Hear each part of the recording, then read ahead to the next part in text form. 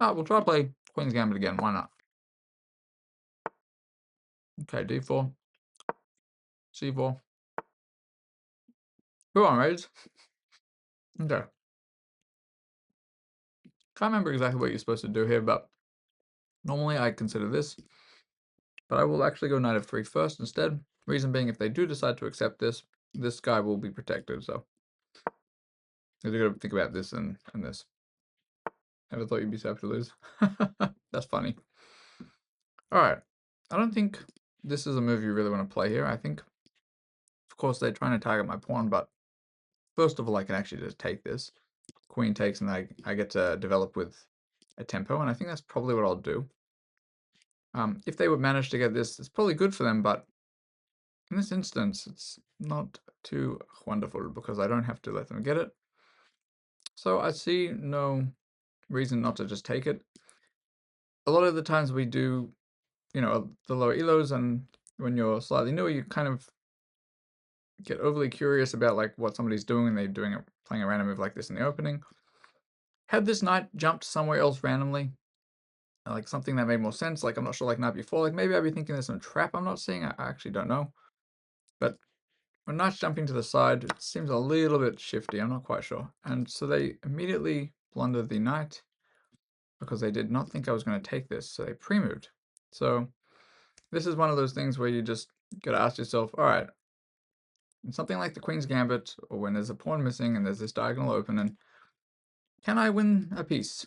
So before, the answer was no. So if we can visualize this, if I give a check here, Queen a4 check, you might think, oh, I'm winning the piece, but actually what happens is they just drop back. Or they even go c6, and that's guarding that. Maybe there's something there afterwards, though, I'm not sure. But in this case, unfortunately, they jump the knight in, so they're moving the same piece once again. And then you ask yourself the same question, can I give a check over here? Oh, sorry, one like along this diagonal here. The answer is yes. And then you say to yourself, can they move? Can they defend it? And unfortunately for them, they cannot. Because the knight can't prevent any checks here, and nothing that can block the check is going to be saving the knight. So yes, they are cooked. Oh, Eden, no, there's a new bot on chess.com. Like a 100 elo rated bot.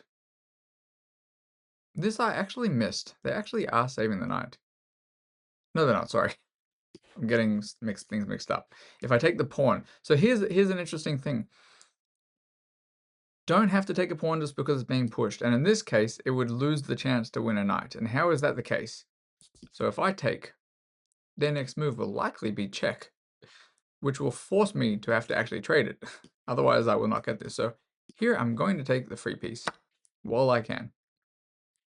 Here, okay, so this is actually a legit 600 in this instance. Okay, so I could take this and drop back, and I think I don't see any reason not to do this. So I give a check, and I just drop back. Or somewhere, I'll probably drop all the way back, so that way they can't push this pawn and attack my queen if I go somewhere like this. And I think he's 100 elo, isn't he? Or is it not the same one? All right, so here I'm consider this, but if you always want to consider when you're retreating a piece to save it from being attacked, are you going to walk into another easy attack? So like here, that's an idea that makes sense, and actually that does prevent a check. But here, for example, they can maybe go here, and then after I have to move the queen again because this will be attacked by the bishop, then they can probably take. So you know what? I think probably here just to keep my queen on this side of the board. And also the other plus is that it does prevent them from getting a check over here. That's about it. And then I'm probably going to go e4 soon and just kind of completely own the center. See how we go. Your screen says 1. Well, the way he plays it, and it probably is a 1. Oh, after the game it shows 1. Oh, nice. Okay. So they are letting me take the pawn again. And I will take the pawn.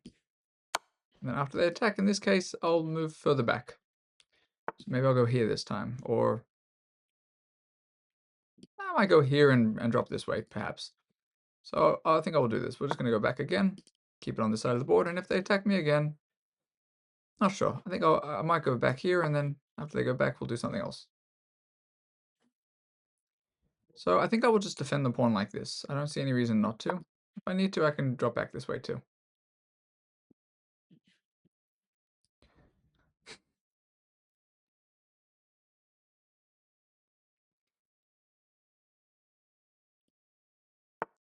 Alright. So I could take this pawn if I want to, but honestly, no rush. I think it's probably best if I just continue to develop my pieces, because better be safe than sorry. I'm up an entire piece and a couple pawns, so it says I'm up 6 points of material. So it's a piece and 3 pawns.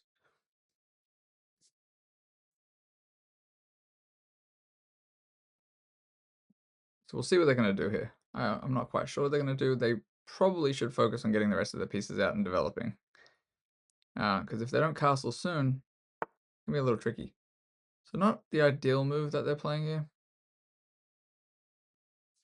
So I'm up a lot of material. I have no reason to kind of not try to get rid of this. The only consideration here is if I move this bishop, they can probably decide to come in here and take. So I think I might start either with this, or you know what? Let's be even more annoying for them if they're planning on doing what I think they're doing. They might want to jump a piece in this way. So let's play an excessively prophylactic move here, and let's just go h3, sorry. They go like this or like this, I will just simply take it. So yes, I'm just slowly taking away squares from them. You know, would I go here in this case? Probably not. I don't see any reason why not to just drop back as well. A lot of stuff here is just guarded, and honestly, they don't have much space at the moment to develop. So this move was not ideal. So like h5, I do think they were trying to set up something here. It was the only thing I could think about that they were trying to do. Or maybe they're trying to get like a rook h6, but my bishop's still on c1 and I would take. But in this case, everything's chilling. Okay, so they're going to give me the bishop. I'm not quite sure why. I can take it 3 different ways. Maybe they thought after this they can somehow get the knight here. I'm not quite sure, but I'll just take it with the pawn. I wouldn't necessarily normally want to damage my structure, but being up this much material, and I don't see any immediate threats. And yes, to be honest, like even if I traded my queen for their rook, it would be actually super winning. Like if they move this knight right now, I might even just do that. Why would I do that? Because they'd have to end up giving me the queen afterwards.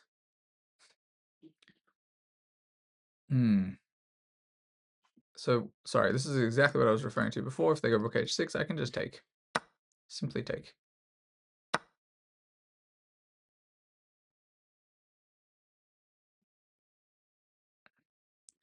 And you know what? I see absolutely no reason not to attack this knight. So they just move it.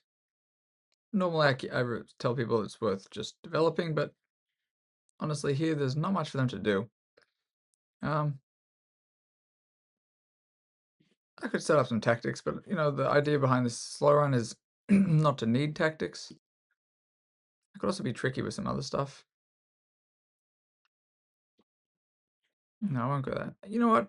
This is one of those points where there's just really no reason to take any risk. I'm just going to simply bishop e2, even if they take the pawn. I kind of thought they might do that. It's not going to be great for them, I think, but because now I can get this. So it's going to be a forced checkmate here if they take my pawn, pretty much, or they're losing a knight.